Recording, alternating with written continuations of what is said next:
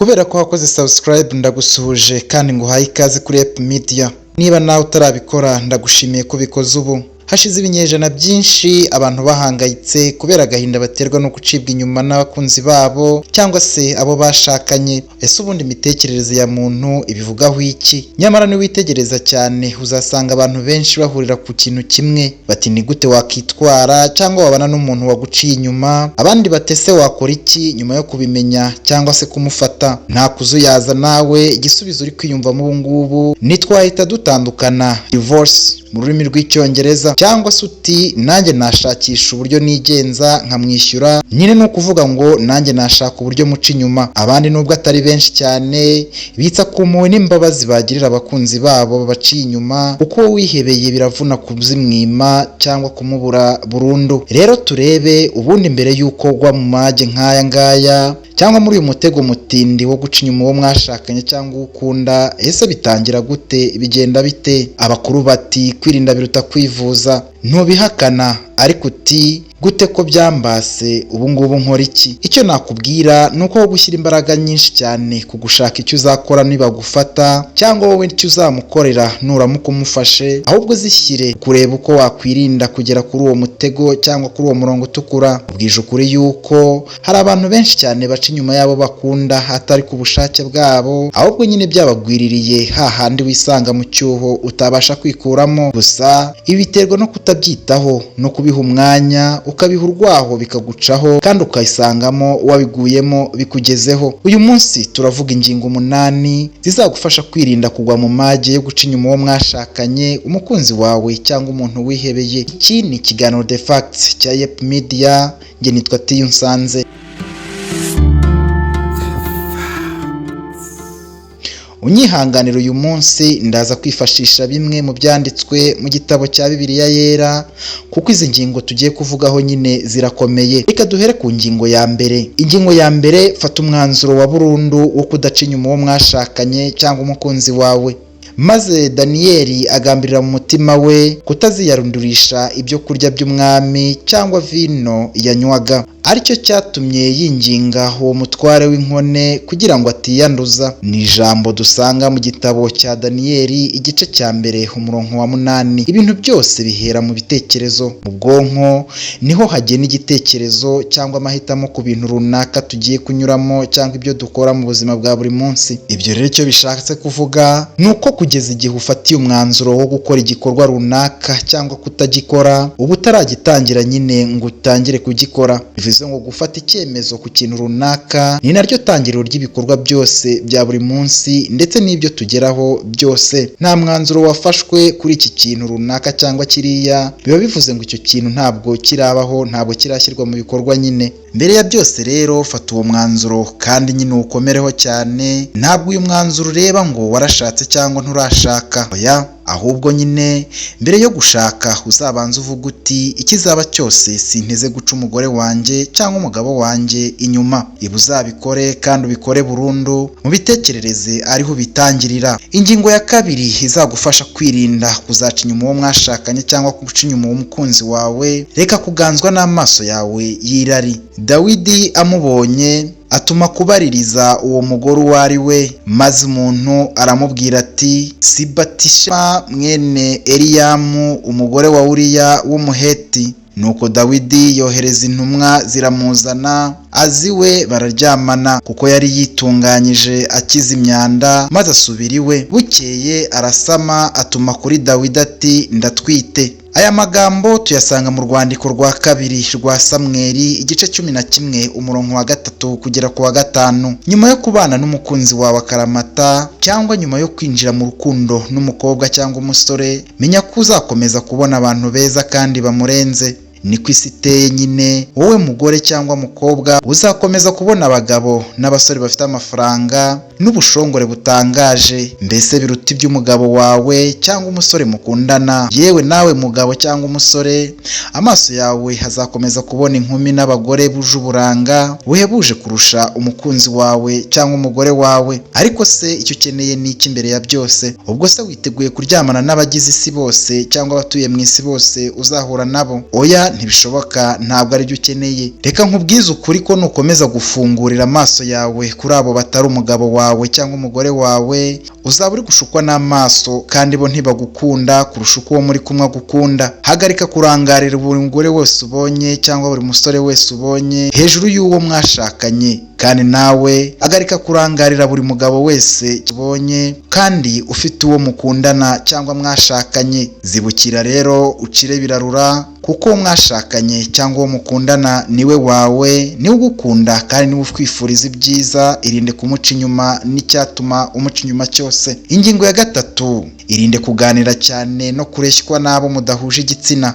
Ugenda ari inzimuzi amena ibanga, nuko ntukiyuzuze n'ukunda kuvugagura. Iri ni ijambo riboneka mu Migani igice cya 20 umurongo wa 19. Burya mu buzima duhura n'ibibazo byinshi, ariko ntabwo ubonetse wese azaba igisubizo cy'ikibazo cyawe. Ntabwo kandi ubonye wese ari umwizerwa, cyane cyane uwo mudahuje igitsina. Aha hantu nyumve neza, kuko ntabwo nkubuza kugira inshuti, kuko ni ngombwa mu buzima tunyuramo bwa buri munsi. Ariko irinde kuganiriza umuntu utari umugabo wawe cyangwa umugore wawe ibibazo by'ibanga bigukomereye, ugamijwe kugirira impuhwe cyangwa kumutera imbabazi, kugira ngo akugirire imbabazi n'ibindi byinshi, yumve kuri umunyantege nke cyangwa hari itafari agiye gushyira ku buzima bwanyu cyangwa ku bibazo byawe. Ibi ni bibi cyane, kuko ntabwo yenda kuzana igisubizo, ahubwo ni ibibazo yenda kukuzanira mu rugo, arusenye arushyireho umurongo, ateremo urukuta hagati y'uwo mwashakanye, kuko atari we wateye intambwe wegera ngo uganirize ibibazo byawe. Menya ko n'ubundi abantu bahuriye ku kibazo runaka bakunze kwisanga babaye inshuti. Ni ibintu biza gace gace kandi bakaba inshuti zibanga, ariko ukuri ni uko ubu bucuti bwabo akenshi nta cyerekezo baba bufite. Wikihutira guhunga uwo mukundana cyangwa uwo mwashakanye igihe ukeneye inama cyangwa umujyanama. Umukunzi wawe niwe ukwiye kumenya ibyawe, wibunze ibibazo ufite hato na hato utazasanga wiguye mu mutego wo kwisenyera nyuma yaho ukabyicuza. Iyi ngingo rero yizirikane.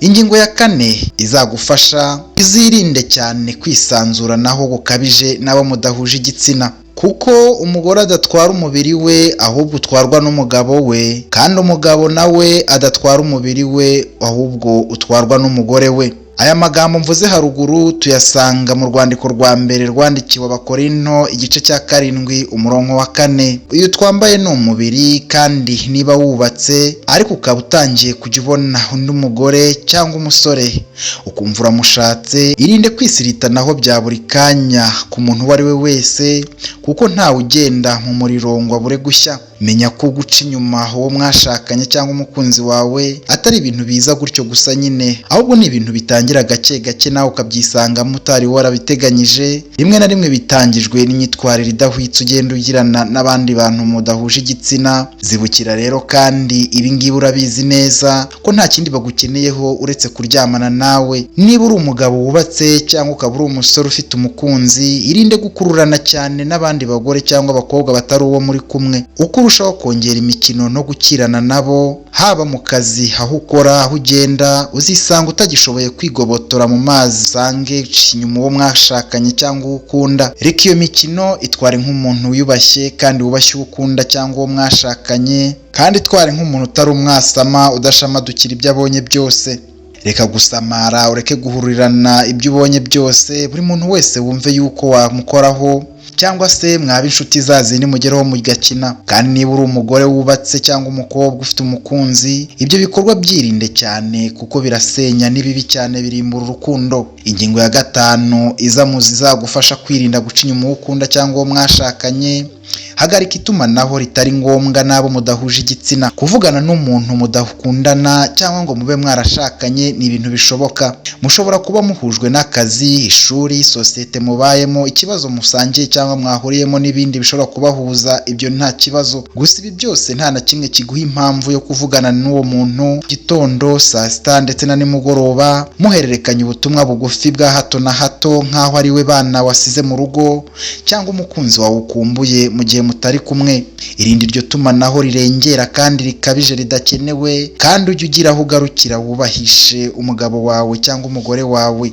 Menya ko itumanaho ari ryo shyiga ry'inyuma mu rukundo. Nta communication nyine nta rukundo ruba ruhari, kandi iyo rigabanutse n'ubundi nabwo rurasinzira. None se kuki kuzamura cyane itumanaho rikuyobereza ku wundi muntu kandi ufite uwo ukunda cyangwa mukundana? niba uzi ko uri umugore cyangwa umukobwa, irinde burundu ibyo biganiro bitari ngombwa ushaka kugirana n'uwo musore cyangwa umugabo wundi utari uwo mukundana cyangwa mwashakanye. Nawe mugabo kandi irinde ibyo bintu, kimwe n'umusore kandi menya ko uwo mwanya hari uwo uteganyirije kandi nyine niwe amahitamo yawe yafashe yitonze. Gabanya rero agasuzuguro ndetse no kumusuzuguza mu bandi, kuko ibyo ni iby'irari ry'igihe gito kandi itumanaho rizaguta mu mage y'umurongo utukura wo guca inyuma uwo mwashakanye cyangwa umukunzi wawe. Ingingo ya 6 izagufasha kwirinda guca inyuma umukunzi wawe, iga guharira umukunzi wawe umutima ndetse n'umwanya wawe kandi bya burundu. Umurimo wawe wose werekejeho amaboko yawe uwukorana umwete, kuko ikuzimu aho uzajya nta mirimo nta n'imigambi uzahabona, haba no kumenya cyangwa ubwenge. Aya ni amagambo yanditswe mu gitabo cy'Umubwiriza igice cya 9 umurongo wa 10. Iyo umutima wawe ushyize ku muntu runaka, ntabwo umutwe wawe haza undi muntu cyangwa se ngo hazemo abandi bantu n'ibindi bintu bikuyobya. Gira uruhare kandi ujye uhuzwa no kureba ibyiza by'umukunzi wawe kurusha ibibi, ndetse uha agaciro ibyishimo bye kandi uha agaciro ibyo abasha kuguha biri mu bushobozi bwe kandi ashoboye, kuko uba waramuhisemo umureba kandi ni icyemezo cyiza uba warafashe. Kubw'ibyo rero utitaye ku by'undi wese waza kukurangaza kuko azaba agushuka, ntabwo agukunda kurusha uwo nguwo wahisemo, kandi uwo mushyire hirya bizagufasha kwirinda kumuca inyuma, kuko ibyo byose wabihariye umukunzi wawe.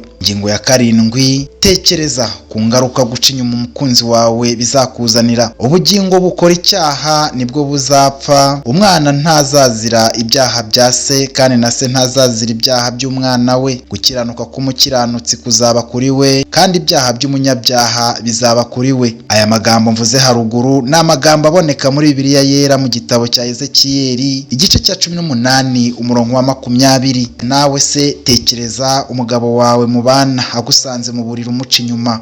Nawe mugabo subiza amaso inyuma ubyibaze, ni igiciro ki cyangwa ni gaciro ki uha umugore wawe ku buryo wamuca inyuma kugeza aho noneho atangiye kubyibonera?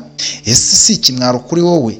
Ese ntabwo wibaza ko ibi bintu ari bibi kandi ari ibintu birimbura ubuzima bwawe? Menya ko icyizere ari nk'amazi, kuko amazi yamenetse nyine kuyakusanya ngo wongere uyayore biba bitagikunda. Ubyange ubyemere, umukunzi wawe namenya ko umuca inyuma uzaba umuhemukiye cyane, uzaba umumeneye umutima, ndetse uzaba usuzuguye amahitamo ye n'icyubahiro cye. Ni ingeso rero izashyira iherezo ku rugo rwawe ndetse n'ibyishimo byawe, kuko ibyo wakoze ntabwo bizakuva mu mutwe. Menya ko bishobora kumutera nawe ibyago birimo uburwayi bwo mu mutwe, kwiyambura ubuzima ku bushake n'ibindi bizamubaho, kandi byose bizakuguma mu bwonko iteka, kuko niwe uba warateye ibyo byose kugira ngo bimubeho, kandi ntabwo uzibabarira kubera ko wakoze amahano. Izi ngaruka ntizikakugereho, kandi ujye ubitekerezaho buri munsi. Wirinde guca uwo mwashakanye inyuma cyangwa se mukundana, kuko bitera ingaruka mbi nyine nk'izi tuvuze kuri iyi ngingo ya 7. Ingingo ya 8 ari nayo isoza ingingo 8 twaguteguriye zizagufasha kwirinda guca inyuma uwo mwashakanye cyangwa umukunzi wawe, itandukanye n'abatemera ubudahemuka bw'abakundana cyangwa abashakanye. Ugendana n'abanyabwenge azaba umunyabwenge nawe, ariko mugenzi w'abapfu azabihanirwa. Aya mvuze haruguru ni amagambo yanditswe muri Bibiliya yera mu gitabo cy'Imigani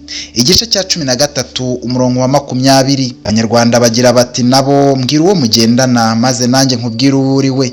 Mu buzima ujye uha agaciro cyane igikorwa cyo guhitamo inshuti mugendana. Ntukabisuzugure na gato, kuko inshuti yawe burya iba ifite ijambo rikomeye cyane ku mahitamo ugira mu buzima. Irinde rero ba bantu zibahora bakubwira ko guca inyuma uwo mwashakanye cyangwa umukunzi wawe ari akantu toto, ko ari akantu koroshye, ko ntacyo bitwaye. Bereka umuryango bakuvire mu buzima, kuko izi neza ko nabo ubwabo abakunzi babo batabubaha, yewe ntibitaye no ku ngaruka ndetse ntibitaye ku ndahiro barahiye n'amasezerano bakoze ubwo bemeraga kubana n'abo bashakanye, cyangwa n'amasezerano bahaye abo bakunzi babo. Uwo muntu uzibukira umureke agenda agira ubuzima bwe, kuko nta cyiza yenda kukugezaho uretse kukuzanira umuriro mu rugo rwawe. Bariya si abizerwa, kandi wowe uri umwizerwa. Wigwa mu ruzi rero kandi wabonye ko ari uruzi atari ikiziba, kuko uwo mukundana abarusha byose. Ibi byose rero n'izi ngingo icyo nagusabira, Imana ibidufashemo kandi izagufashe uzirinde cyane mbere yo kugwa mu cyaha, mbere y'uko izi ngaruka zose zikugeraho.